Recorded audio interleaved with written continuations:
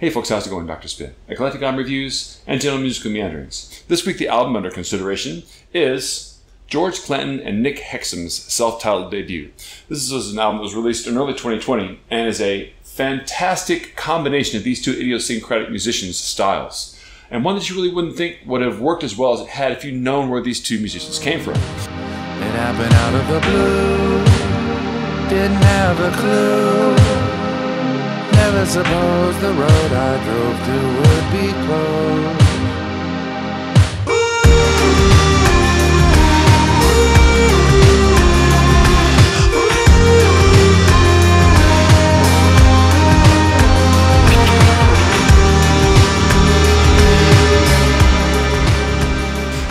George Clanton is a vaporwave adjacent artist that I discovered several years ago, and his album Slide was a really big player, I believe in 2016, 2017.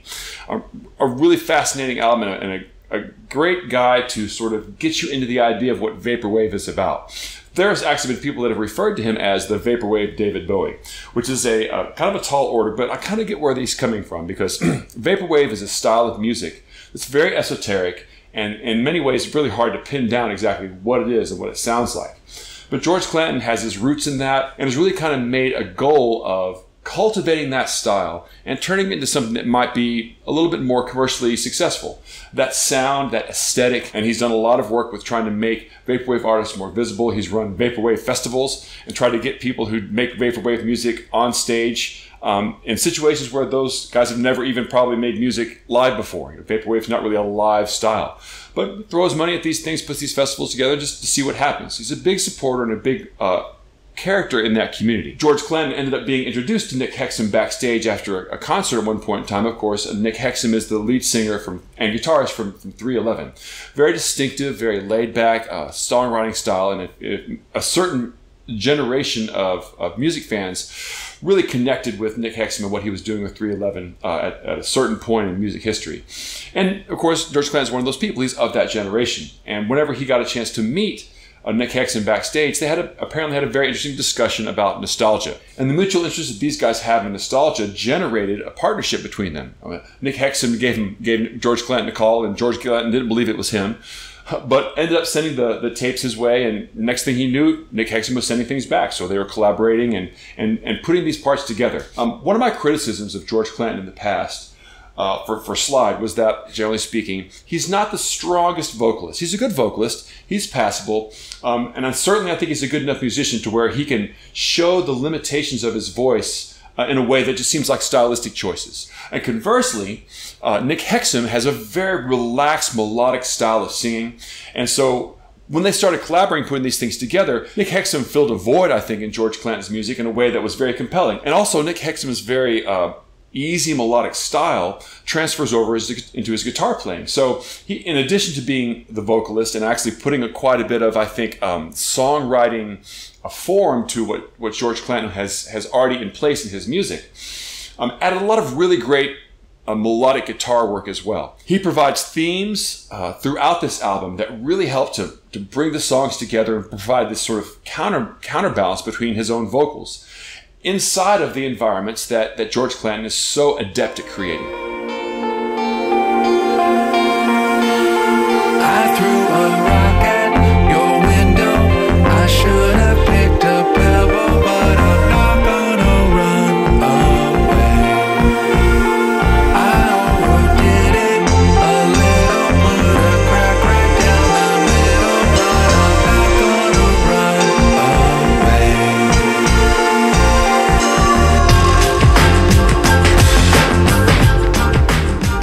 And I think that throughout this album, the collaboration between these two musicians is very relaxed. There's enough variety from song to song where it doesn't feel like it's all the same thing, but it's definitely an album that coheres incredibly well, and the pacing is excellent. And even if there's a point where it starts to feel redundant towards the end, the length is brief enough to where it still feels like an album at about 30 or 35 minutes, but it doesn't overstay its welcome by any means. But despite all the great songs that came out of this collaboration, the thing that I find really most fascinating about this album is the way that it does manipulate some nostalgia so well. Of course, vaporwave is a style that is based in the power of nostalgia. A key album for vaporwave was, of course, Macintosh Plus's Floral Shop, and that album was just 70s music slowed way down and chopped up. So it was really designed to call on nostalgic feelings in a very specific way. And Nick Hexum has a very open curiosity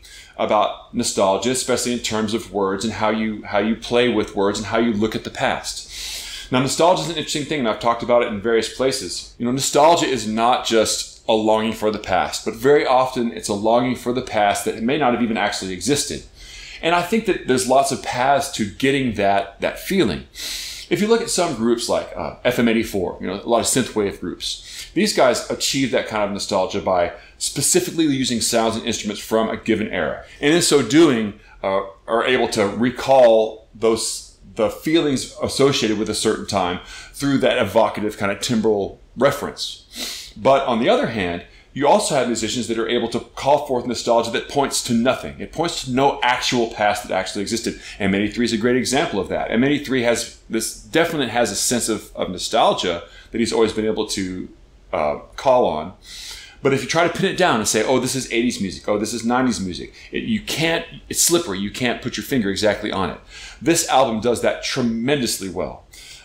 In a way that I think is probably more compelling than many other albums that I've heard of, because it does not really sound like any given period that it comes from. But I still feel like its ability to call forth this feeling of looking back at the past and with a rose-colored glasses and looking at it in an idealized way, without actually using the sounds from that era, I think is a very, very interesting distinction. I would refer to that kind of nostalgia as abstruse nostalgia, because it lies under the surface and it uses things like saturation, subtle references to make that feeling happen, as opposed to more like overt nostalgia, where you're actually using superficial things to call on the style. Make a splash and enjoy the fall. You gotta take it in and feel the spin of the world, and I'm sure we will remember it. Something meant to be with you and me, that is somehow clear to me. I wanna make sure that you know just how I feel this summer.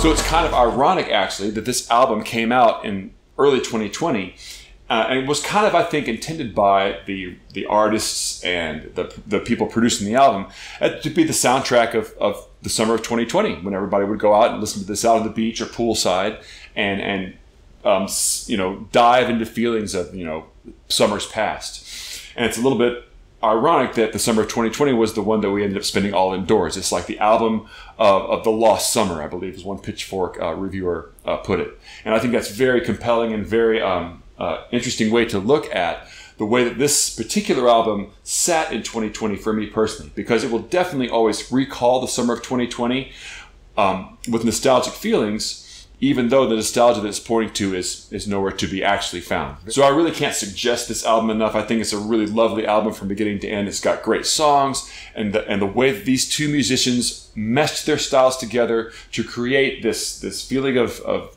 longing for the past without actually ever referring to anything is super smart and super virtuosic in its own way. And maybe one of the best examples of abstruse nostalgia I've heard in quite a while. So I'd very much suggest for folks to check this out.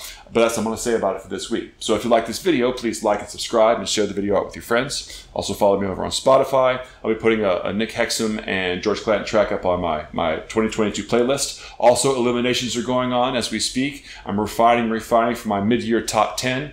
So keep your eyes open for that. Until you see you next time, I'll catch you on the flip side.